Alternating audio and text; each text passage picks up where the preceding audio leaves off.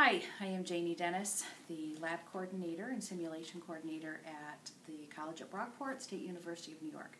Every semester you will be having simulations that you need to do here in our simulation lab. So I want to do a tour of the room with you so that you can come back and review this information as many times as you need to so that you can feel comfortable in this environment and know where things are, and also take the opportunity to review pieces of equipment that you may not be familiar with.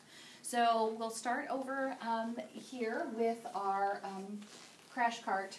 This is really here for you just to know that a crash cart is going to always be available to you when you're in clinical, and it's important for you to know where the crash cart is at your clinical sites. You will not be running codes here in simulation at this time, so this is a great opportunity for you to look through a code cart and see what is inside of it, but it is not something that you will routinely be using for simulation. Over here, underneath our clock, you will find all of your respiratory supplies. In this respiratory basket, you will find different types of oxygen delivery systems, such as a non-rebreather, nasal cannulas, a venti mask. If you're not familiar with those, you need to make sure you go back to your 351, 349 lab days and that material to review when you would use what kind of oxygen delivery system. We also have a Yankauer suction, and we have nasotracheal suction catheters, which also are part of your second semester lab instruction. So these are here and available for you.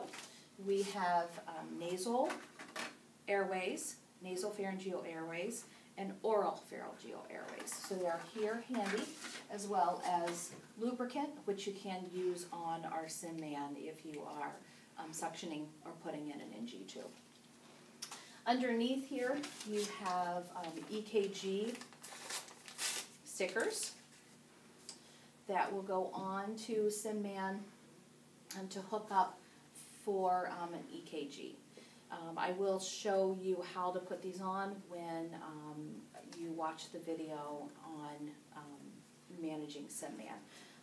These usually come 3 in a pack, so you may have to open a couple of packs to get the 5 that you will need for him. You have suction and you have oxygen. And I also put a cheat sheet here for you for putting on the leads onto SimMan so that you can always use that as a reference. And you always have an AMBU bag.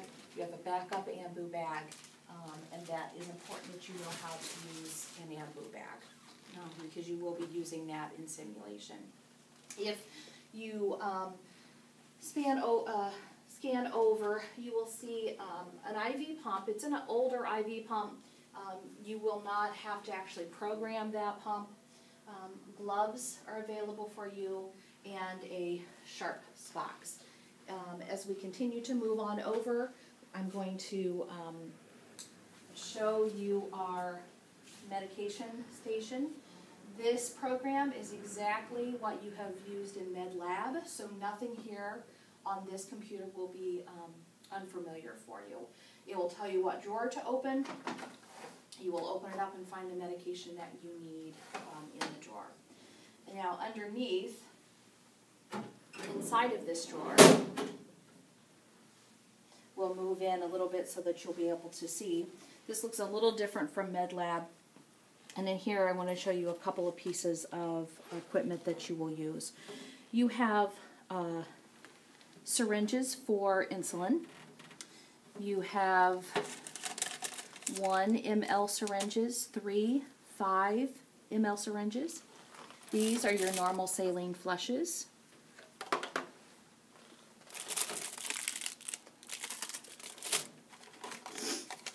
And a couple of things I just want to review with you. This is a filtered needle.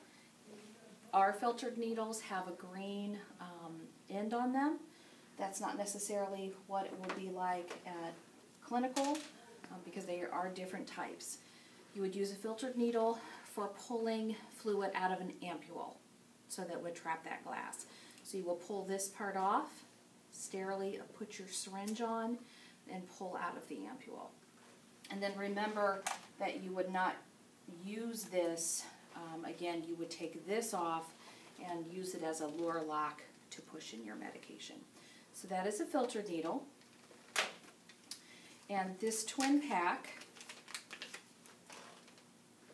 put the red end on this syringe, and you can use this blunt needle to pull fluid out of a vial so that you don't use a needle and possibly puncture or poke yourself.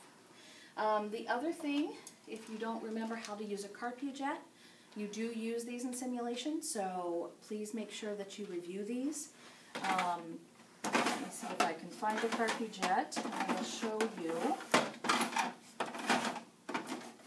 They are in here.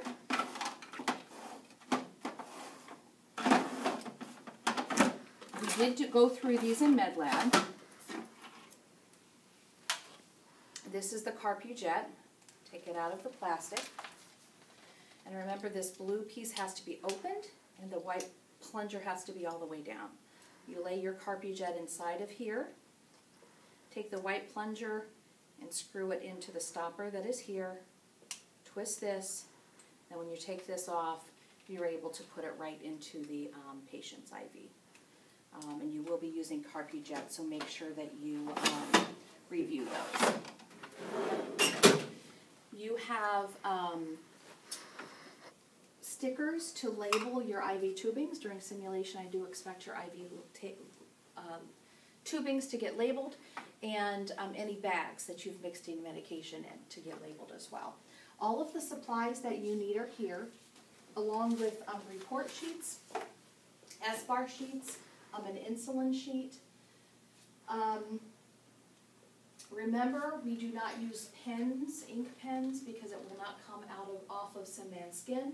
So make sure that you grab a pencil. And then any of the supplies that you might need are here. His blood pressure cuff, thermometer, an IV start tray, because you will be starting the IVs on your simulator for your scenario.